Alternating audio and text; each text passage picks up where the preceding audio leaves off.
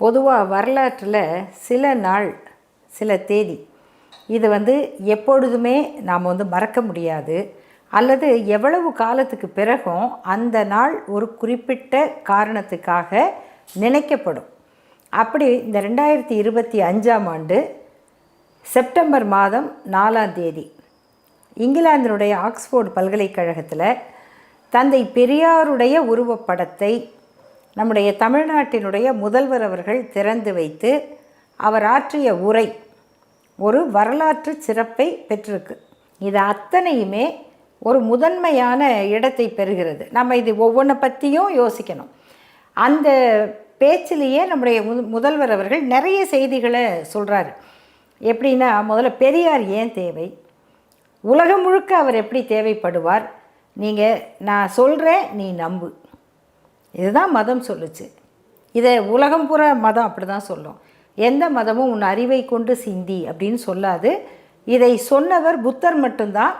ஆனால் அதுவே மதமாக இன்றைக்கி மாறின பிறகு அந்த செய்தியை இப்போ சொல்கிறதுக்கு ஆள் இல்லை.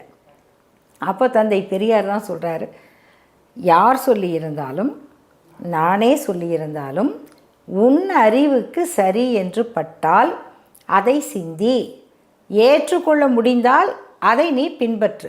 ரெண்டாவது, சுயமரியாதை அது எவ்வளோ முக்கியம்னு எல்லாருக்கும் தெரியும். அதற்கு பெரியார் கொடுத்த ஒரு விளக்கம் என்னென்னா, உயிரை கொடுத்தாவது காப்பாற்ற வேண்டிய ஒன்று இருக்கிறதா? உயிரை விட பெருசு என்ன இருக்குது? எதுவும் இல்லை. ஆனால் அந்த உயிரை கொடுத்தாவது காப்பாற்ற வேண்டிய ஒன்று இருந்தால் அதுதான் சுயமரியாதை. அந்த ஆக்ஸ்போர்டு பல்கலைக்கழகத்தினுடைய பெருமையை உலகம் முழுக்க எல்லாருக்கும் தெரியும், அறிஞர்களுக்கு தெரியும்.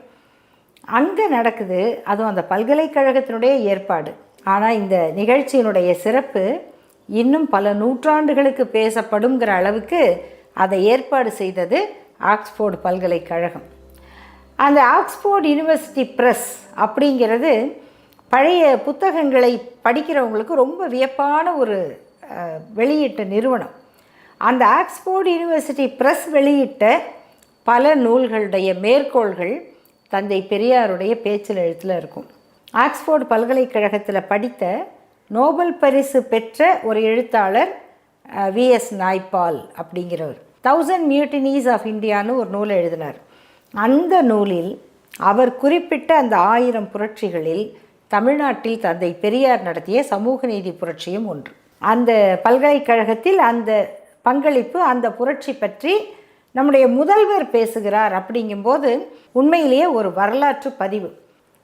எந்த நாட்டுக்கு போனாலும் அங்கு வாழுகிற நம்ம மக்கள் ஒரு சிறந்த உயர்ந்த வாழ்க்கை நடத்துகிறாங்க.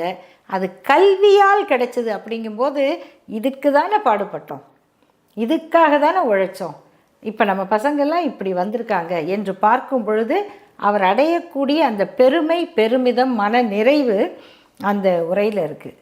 இது அத்தனையும் உருவமாக தந்தை பெரியார் படமாக ஆக்ஸ்போர்டு பல்கலைக்கழகத்தில் நேற்று திறக்கப்பட்டிருக்கு. இனி வருங்காலங்கள் இன்னும் பல வரலாறுகளை படைக்கும்னு நான் நம்புகிறேன்.